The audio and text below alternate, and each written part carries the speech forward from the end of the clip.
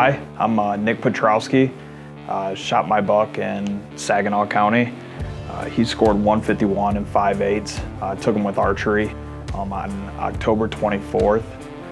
I was sitting in my office on October 23rd and had a picture come through on my Stealth Cam app and looked at the picture, saw that it was a giant buck, a shooter buck, and ended up talking with one of my guys. He told me to pick up my stuff and basically get out of the office. So October 23rd, the evening, I went up to my cabin, right in Brant, Michigan, to be specific, and went up to the cabin, got some pictures.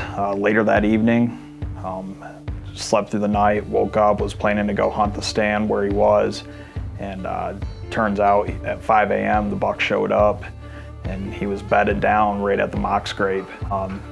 So I said, you know, we probably should hold off on going out to that stand. So we slept in, went and got some breakfast. And through the morning, the buck was kind of back and forth, hitting the mock scrape. Ended up coming back to the cabin. About 1 p.m. we decided to go out to the stands. At, I want to say it was 6 p.m. the buck came in. He was looking at another, it was a button buck or a spike, young spike.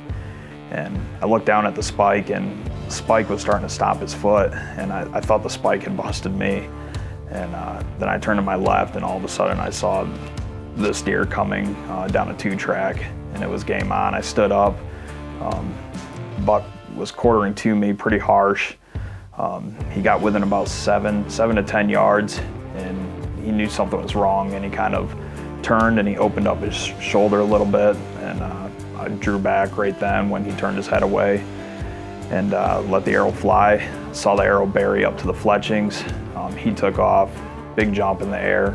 I was using a Luminoc and I watched the knock fly up in the air, so I knew he broke the arrow off. Called my dad, let my dad know that, you know, I had a giant on the ground, his biggest deer that I've ever seen in person and shot.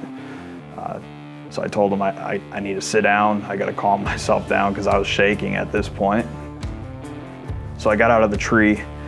My dad met me at the stand. We found blood, and we start tracking this deer, and we're getting 40, 50 yards, and there's minimal blood. So I start getting a little nervous. My dad's kind of the old school where just walk where the deer went and hopefully we find it. And I'm, you know, the guy that says, let's slow down just in case we got to get a dog back here or something like that to track the deer. And he said, well, I'm going to walk the corn edge. You keep walking this line where we're finding the drops.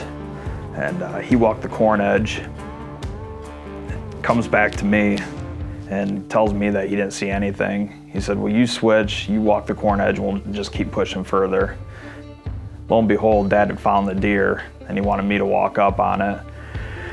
So I see the deer laying there, I see his legs laying out, and I just turned to my dad and I said, is he a giant? And he said, it's an absolute giant deer. So I walk up and all I saw was just the rack just kind of bowed over.